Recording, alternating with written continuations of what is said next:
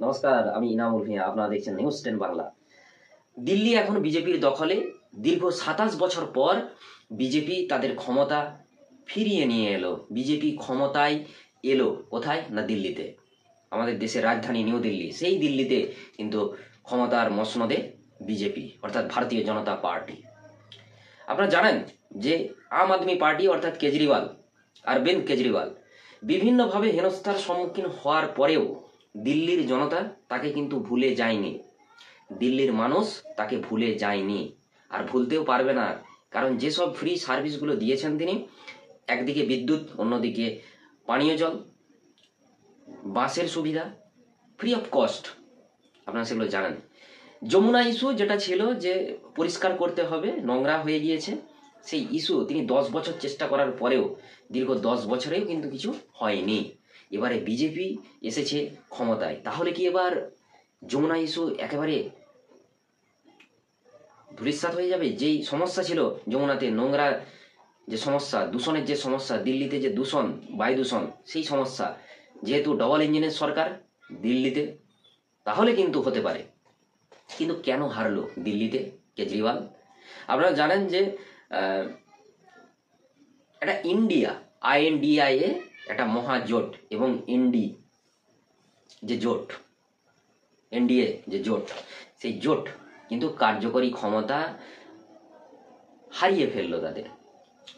একদিকে রাহুল গান্ধীর সঙ্গে আম আদমি পার্টির কেজরিওয়াল, অরবিন্দ কেজরিওয়াল, তাদের যে পজিশন আপনারা জানেন, বারবার দেখছেন যে তাদের মধ্যে একটা বিবাদ চলেছে। এক এক জায়গায় কংগ্রেস অর্থাৎ ইন্ডিয়ান ন্যাশনাল কংগ্রেস, রাহুল গান্ধী, তাদের দল কিছুটা মার্জিনে শুধুমাত্র হেরে গিয়েছে। কিন্তু জোট থাকলে তার ফলটা অন্যরকম হতো। এটা আপনারা দেখেছেন, বিভিন্ন চ্যানেলে দেখেছেন যে তারা যদি ওই জোটেই থাকতো, তাহলে কিন্তু বিজেপিতে দিল্লি খাতা পর্যন্ত ওপেন করতে পারতো না। একটা কথা আছে না বাংলাতে, মিলেমিশে করি কাজ, হারি জিতি নাহি লাজ। সেই লাজ তাদের মধ্যে চলে এসেছে। এই যে INDIA জোট, সেই জোট কিন্তু আর দাঁড়াতে পারলো না। তবুও অরবিন্দ কেজরিওয়াল, কংগ্রেস শূন্য হলেও অরবিন্দ কেজরিওয়ালের দল অর্থাৎ আম আদমি পার্টি, তারা কিন্তু সিট পেয়েছে কটা? 23টা, 24টা, তাই তো? আর এদিকে বিজেপি, ভারতীয় জনতা পার্টি, তারা একেবারে জয়ের মাকাম হাসিল করে নিয়েছে। দিল্লির আগামী যে সমস্যাগুলো আসবে এবং যে সমস্যাগুলো সৃষ্টি করে দিয়েছিলেন এরকম ভেবেছেন বিজেপি, আম আদমি পার্টি দ্বারা যে সমস্যা সৃষ্টি হয়েছে, সেই সমস্যাগুলি এবারে কিন্তু মিটে যাবে সম্পূর্ণরূপে, তাই না? মিটবেই, তাই তো এরকম ভাবছেন। কিন্তু আসল রূপ বিজেপি কখন দেখায়? যখন একটা স্টেটে জিতে যায়। ত্রিপুরা দেখুন, উত্তরপ্রদেশ দেখুন, পুরো জঙ্গল রাজ যেটাকে বলা হয়, সেই রাজ কিন্তু চলছে পুরো রাজ্য জুড়ে তাদের। তবুও কিন্তু দিল্লির জনতা শিক্ষা নিল না। তাহলে দিল্লির অবস্থা কি হতে পারে? মণিপুর দেখুন, মণিপুরেরও একই হাল। কি হয়েছিল মণিপুরে, মনে নেই আপনার? সাম্প্রদায়িক একটা দাঙ্গা বাঁধিয়ে দেওয়ার চেষ্টা, এবং অনেক মানুষ সেখানে মারা গিয়েছিল।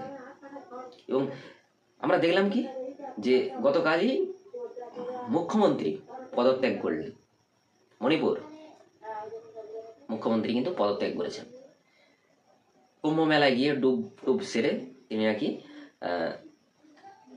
পদত্যাগ করলেন।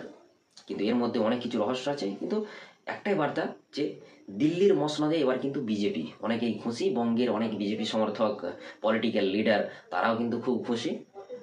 এবং বাম নেতাদের যে কথা, তারা বলছে যে তৃণমূল কংগ্রেস বিজেপিকে আনতে বারবার চেষ্টা করেছে, আর সেই ফলটাই কিন্তু ভোগ করতে হচ্ছে পুরো ভারতবাসীকে।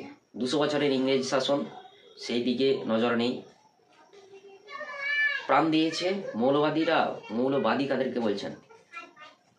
ইসলাম ধর্মাবলম্বী মুসলিমরা, যারা স্বাধীনতা সংগ্রামে ভারতের জমিনে রক্ত ঝরিয়েছে, তাদের নাম ইতিহাসের পাতা থেকে কাটা হয়েছে। আজকে এত কথা কেন বলছি? একটাই কারণ, বিজেপি দিল্লিতে বসেছে। একেবারে দেশের প্রতিটি কোনায় কোনায়, মানে বলা হয় যে দিল্লি যার দেশ তার, তাহলে বিজেপির দিল্লি, দেশটা বিজেপির, তাই না? এরকম একটা বলা হয় কথায়, রাজনৈতিক ভাষায়। তাহলে এবার থেকে দিল্লির যা উন্নয়ন হবে, প্রত্যেকটা রাজ্যের উন্নয়ন তাই হবে, এটা কিন্তু আমরা আশা রাখছি।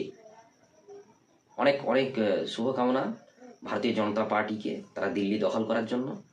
আমরা আগামী দিনে আমরা কিন্তু দেখব যে কি কি উন্নয়ন হয় আর কি কি না হয়, যেগুলো সমস্যা সৃষ্টি করে দিয়েছিলেন অরবিন্দ কেজরিওয়াল, সেই সমস্যার সমাধান করতে পারেন কিনা, যেই প্রকল্প চালু রেখেছিলেন তিনি, ফ্রি সার্ভিস দিচ্ছিলেন, সেই সার্ভিসগুলো দিতে পারা যায় কিনা বিজেপির দ্বারা, সেটাও কিন্তু আমাদের নজর থাকবে। দর্শক, দেখতে থাকুন নিউজ 10 বাংলা। কি বলবেন জানাবেন, এই যে দিল্লি দখল বিজেপির, এই সম্পর্কে কি বলবেন জানাবেন বিস্তারিত কমেন্ট বক্সে। ধন্যবাদ।